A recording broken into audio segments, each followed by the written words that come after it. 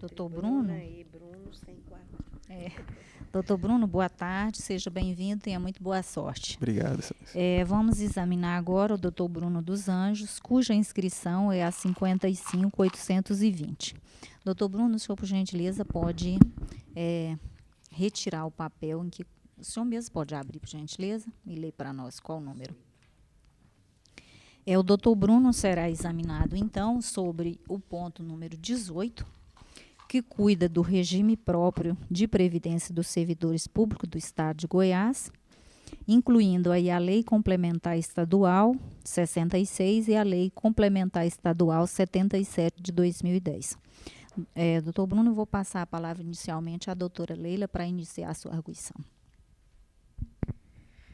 Doutor Bruno, a Constituição Federal, quando ela trata do benefício da aposentadoria dos servidores, ela reserva esse benefício para algumas categorias de servidores. Eu lhe pergunto, qual categoria que você entende que estaria enquadrada, que seria possível ser amparada pelo regime próprio de previdência? Servidores públicos, ativos, inativos, pensionistas. Você enquadraria todas essas categorias? Sim, excelência. Tá. Agora, nessa mesma linha, eu vou continuar a pergunta. Aqueles servidores admitidos na administração pública, e no caso aqui do seu tema, no Estado de Goiás, porque aqui a legislação está toda referente ao Estado de Goiás, e contratados sob o regime da CLT, eles também estariam amparados por um regime próprio de previdência estadual? Não, excelência, os empregados públicos estão inseridos no regime geral de previdência privada, o RGPS, e não pelo regime próprio de previdência privada, regime próprio de previdência de servidores públicos. Então, no caso dado pela Vossa Excelência, os empregados públicos contratados por CLT estão fora do regime próprio. Você, então, faz uma distinção e exclui essa categoria dos contratados sob o regime da CLT sob a denominação de servidores? Sim, não são servidores pela diferença que a doutrina faz, agentes públicos, dentre agentes públicos, agentes políticos, agentes delegados, servidores públicos e empregados públicos são aqueles regidos pela CLT. Então, servidores públicos, os empregados públicos não são servidores públicos na acepção do conceito. E você entende que os agentes políticos poderiam estar amparados pelo regime próprio de previdência? Os agentes políticos, porque tem doutrina que acrescenta os agentes políticos também os membros do Poder Judiciário. Você pode fazer essa distinção, você pode explicar essa resposta fazendo, inclusive, a distinção que você entende que é própria. Ok, excelência. Os agentes políticos, a doutrina divide a doutrina é os membros do Poder Judiciário, os membros do Poder Legislativo e os membros do Poder do Executivo.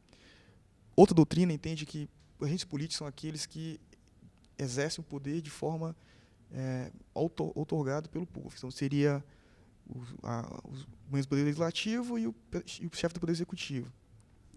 Por essa distinção feita, qual adota a última feita, não seria possível enquadrar os agentes políticos como no regime próprio de previdência privada, porque eles são regidos pelo regime geral de previdência privada.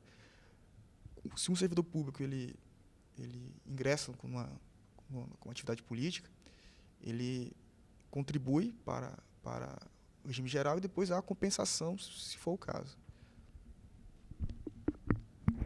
Vamos mudar um pouquinho a linha.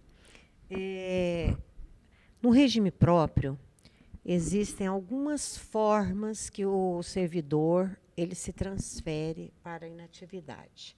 Aquele servidor que é amparado pelo regime próprio, ele tem alguns fundamentos para se transferir para a inatividade. Quais seriam esses fundamentos, essas causas, esse motivo de onde surge esse direito dele se transferir para a inatividade, ou seja, inatividade remunerada?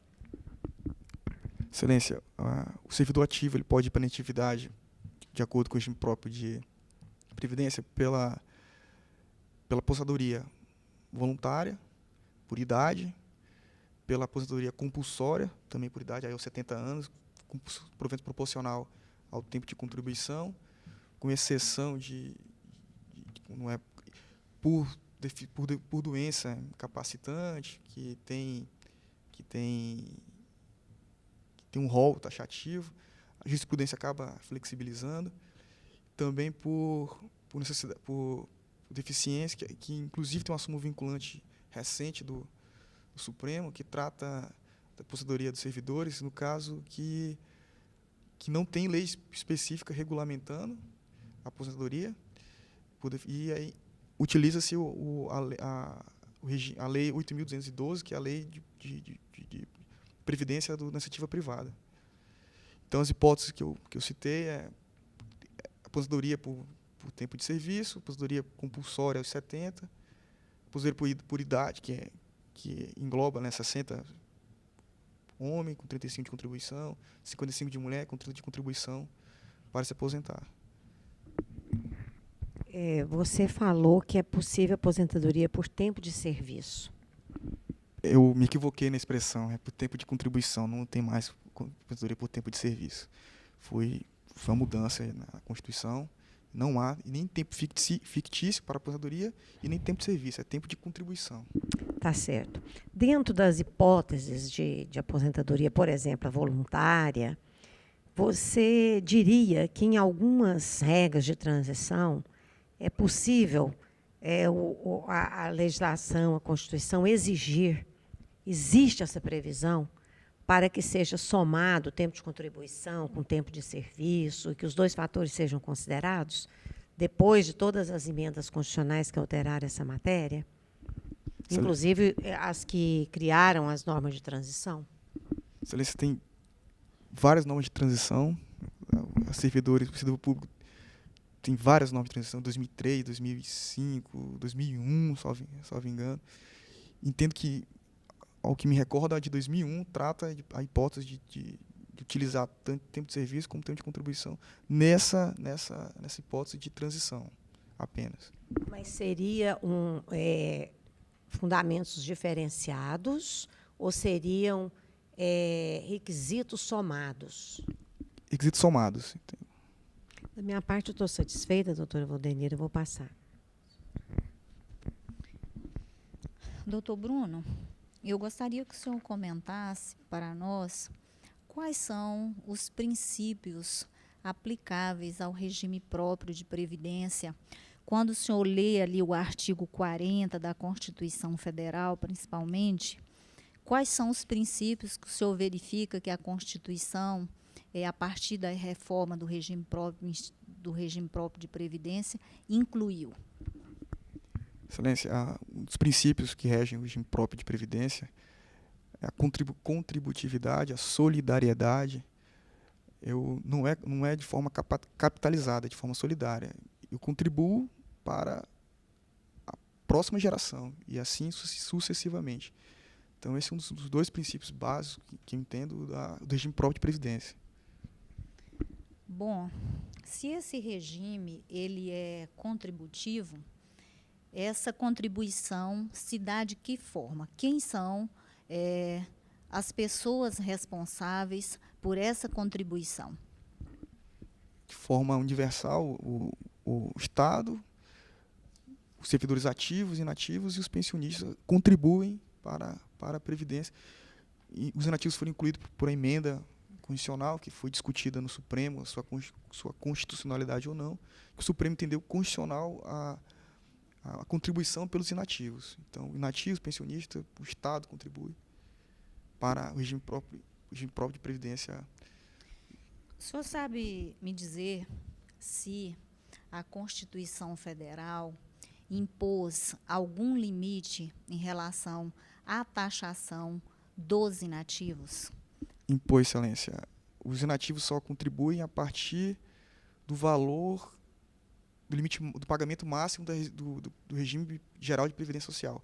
Se eles recebem valor maior do que o limite máximo do regime geral de previdência social, eles aí sim são taxados.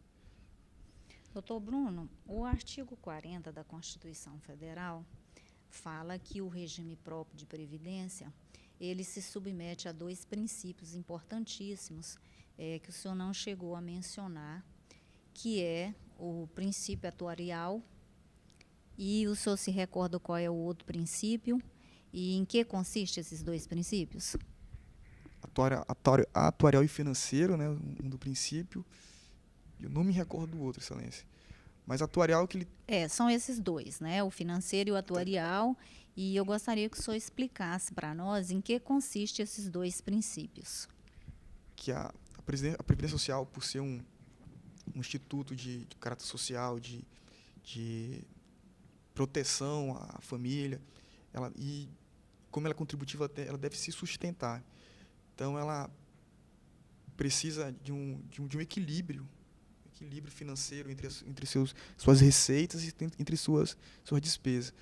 Ao conceder um benefício previdenciário ou ao aumentá-lo, deve haver necessariamente uma fonte de custeio.